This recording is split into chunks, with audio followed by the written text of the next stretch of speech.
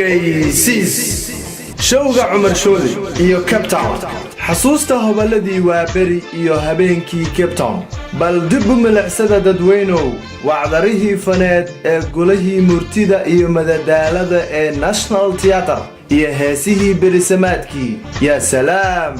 fanaaniin iskuma jiraane madaalihii hobalada waa beri haddii aad maqashay mismaankaaga ka guuxay in badan Cumar Cabdulla Shooli maanta ayuu heegan kuugu yahay Cape Town haddaba aan ku tilmaamay hoolka bandhiga uu ka dhici doono waa sida aad shaashadaba ka aragtaan haddaba ha moogaanina oo ha ka maqnaanina oo yuusan ku seegin berina ayaan lagaaga sheekaynin showga Cumar Shooli iyo Cape Town dumar kale macashaqin adalda makuman nuran